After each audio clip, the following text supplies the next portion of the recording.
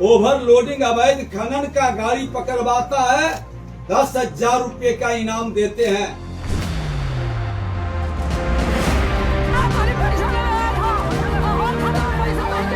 ये बिहार है बाबू, यही तोहर ना चली रंगदारी।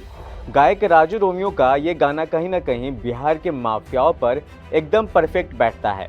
इन माफियाओं को ना तो किसी का डर है और ना ही किसी का भय। ये न तो सिस्टम का सुनते हैं और ना ही इनको प्रशासन का डर है। अवैध बालू खनन का मुद्दा वर्षों से देश और राज्य के लिए चर्चा का विषय रहा है। आए दिन सदन हो या फिर विधानसभा, इन पर बहस छिड़ी रहती है, लेकिन आज तक इसका कोई परमानेंट हल नहीं निकल पाया है। वे कहते हैं ना, बिना किसी को पता चले पैरों के नीचे से जमीन खिसका कर ले जाना। ठीक उसी तरह बालू माफिया हर दिन सरकार के नाक के नीचे से धरती का सोना निकाल कर ले जाते हैं और शासन बस हाथ पर हाथ धरे तमाशा देखती रहती है। और तमाशा देखे भी तो क्यों न देखे, इन माफियाओं से आज तक जो टकराया है वो चूर चूर हो गया है या उसी बालू में दफन कर दिया गया है। यदि कभी किसी अधिकारी ने उसका विरोध करने की कोशिश की है तो उसका हश्र रूह कपा देने वाला हुआ है। शायद आपको याद होगा पटना के पालीगंज अनुमंडल के दुल्हिन बाजार थाना क्षेत्र में अवैध खनन वाला घटना। किस तरह से वहां अवैध खनन पर लगाम लगाने गई टीम पर बालू माफियाओं ने हमला कर दिया था। इस हमले में स्पेशल ऑक्सिलरी पुलिस एसएपी के एक जवान को किस तरह से स्कॉर्पियो से कुचलकर मौत के घाट उतार दिया गया था। यानी कि सीधा सीधा शब्दों में समझे कि इनका अगर कोई विरोध करने जाता है तो ये अपने रास्ते से ही उसको हटा देता है। यहाँ तक कि यदि कोई दूसरा माफिया भी इनके रास्ते में टांग अड़ाने की कोशिश करता है तो ये उनको भी नहीं बख्शते हैं, जिसका जीता जागता उदाहरण है बिहटा में हुए दो माफियाओं मनोहर राय और अनीश राय के गैंग के बीच भिड़ंत। इन दोनों गिरोह में इतना भयंकर भिड़ंत हुआ था कि घंटों लगातार दोनों तरफ से अंधाधुंध फायरिंग चली थी। इनमें कोई शक नहीं है कि इनका नेटवर्क कितना फैला हुआ है, ये आप अंदाजा लगा ही सकते हैं। बिहार का बच्चा बच्चा बालू माफियाओं के खौफ से वाकिफ है। ये गलती से भी इनसे उलझने या इनके आड़े नहीं आना चाहते हैं। बिहार के लोगों को अच्छे से पता है कि बालू माफियाओं से उलझने का अंजाम क्या होगा। आपको याद होगा आरा के कोइलवर का वो स्पेशल रिपोर्ट जहां दिन दहाड़े बालू माफियाओं के गुंडागर्दी का खुलासा किया गया था।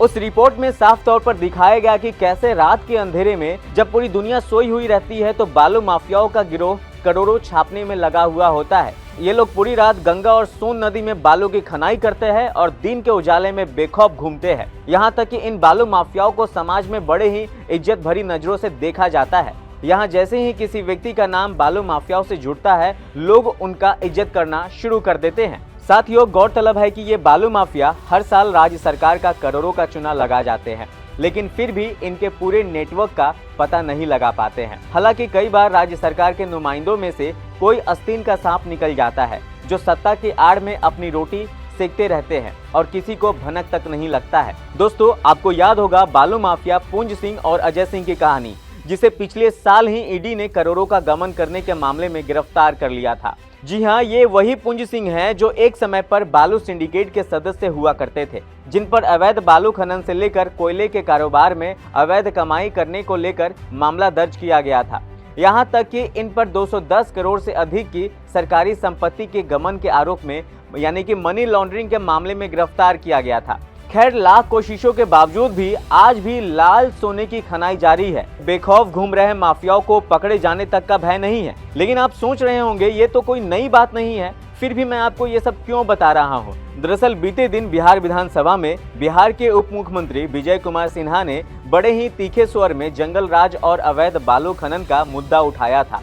उन्होंने सीधे तौर पर बालू माफियाओं की गुंडागर्दी और अवैध खनन पर सवाल उठाया। उन्होंने बड़े ही विश्वास के साथ अवैध खनन पर लगाम लगाने को लेकर अपनी बात रखी थी। विजय कुमार सिन्हा ने सदन में कहा था कि हमने और हमारी पार्टी ने इन बालू माफियाओं को खदेड़ने की पूरी तैयारी कर ली है, पूरा रोड मैप भी तैयार कर लिया है। साथ ही विजय कुमार सिन्हा ने यह भी कहा कि हमारी सरकार ने बिहारी योद्धा योजना भी पारित किया है। विजय सिन्हा ने बताया कि इस नई योजना के तहत कोई भी व्यक्ति आसानी से अपने आसपास हो रहे अवैध खनन को लेकर शिकायत कर सकता है। अवैध खनन की सूचना देने वाले को बिहारी योद्धा पुरस्कार दिया जाएगा। वहीं ट्रैक्टर पकड़वाने वालों को 5,000 रुपए का पुरस्कार और ट्रक बड़े वाहन पकड़वाने वालों को 10,000 रुपए का पुरस्कार दिया जाएगा।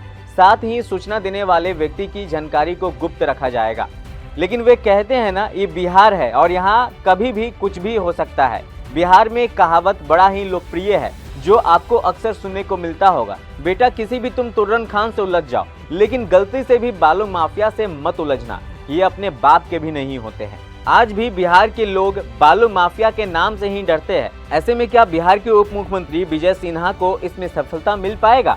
अपनी राय कमेंट बॉक्स में जरूर बताइएगा और इस वीडियो को ज्यादा से ज्यादा शेयर कीजिए और ये वीडियो अच्छा लगा हो तो चैनल को सब्सक्राइब करना मत भूलिएगा। तब तक देखते रहिए नवाचार भारत। ऐसे ही वीडियो के साथ मैं फिर से मिलूंगा। जय हिंद, जय भारत।